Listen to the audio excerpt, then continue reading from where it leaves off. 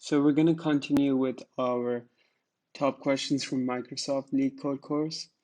And today we're going to look at the question Valid Palindrome, which is if you're given a string and you have to determine whether it's a palindrome.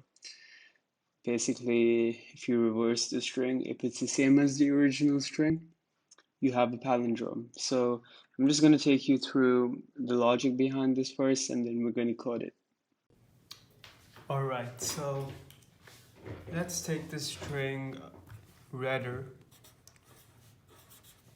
which is a palindrome string, because if you reverse the string, you get the same string, so that makes it palindrome.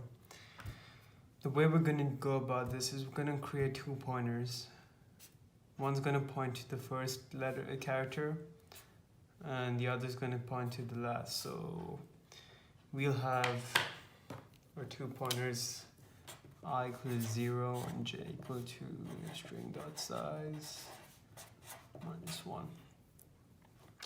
So what's going to happen is that I is going to move forward and j is going to move backward. So we're going to kind of have it like this. So in terms of the code, we have two main steps here.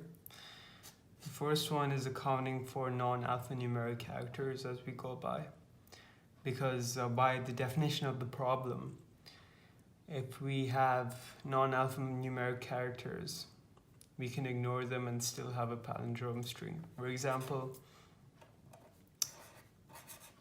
this would still be a palindrome string because we just ignored the colon over there. So in our code, we have to make accommodations for a situation like this. So we're going to create a while statement for each pointer. We're going to use the stl function for a string, which is alnum, which returns whether a string is alphanumeric or not. So in this case, we're going to take the character we are at. Obviously, we need it to not be alphanumeric. And then we just move on. I++, it just increments it. So if we're here and it detects that, oh, this is non-alphanumeric, it just moves on. So we're going to do the same thing for j.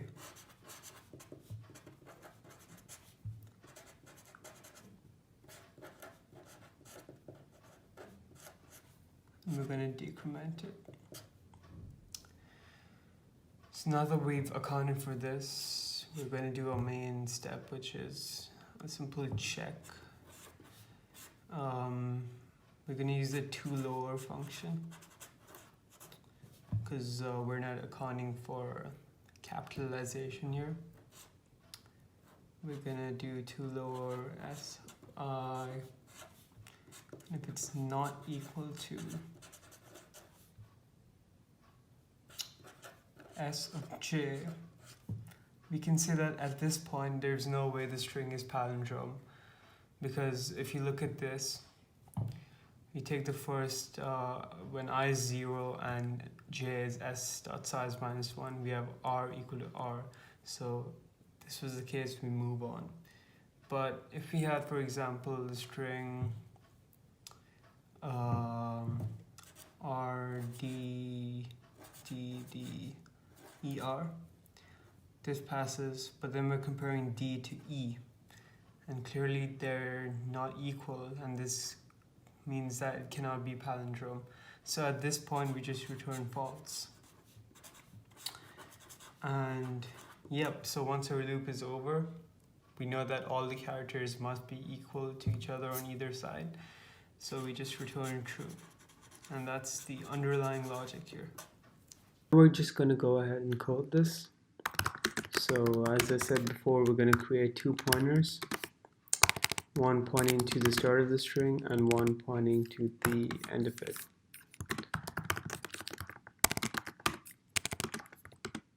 We're going to do this while I is less than j, and we're going to increment I and decrement j. Now we have step 1, which is checking for non-alphanumeric characters. So we have our 2 while statements here.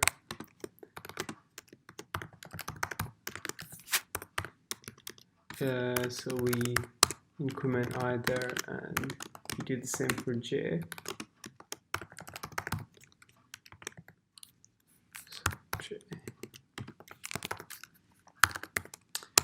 And then we have step 2, which is checking if they're equal. So we check, obviously we use the toLower function because as you can see, we ignore cases.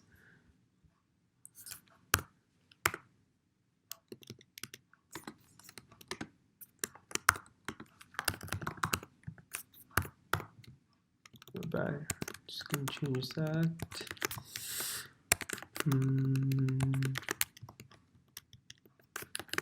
Yeah, they're not equal, we return false. And that's about it. You return true here. So we've done our 2 steps. Just submit this. And it's accepted. We passed all 476 cases there. So yep, that's how you do palindrome. I'm just going to look through this again. Step 1, checking for non-alphanumeric characters. For example, here, the commas, the space marks, the colon. So we do that, and then we check for equality while checking the case, because we just ignore cases, so we bring them all to lowercase. And if they're not equal, we can already say that the string is not palindrome. So we're done at that point.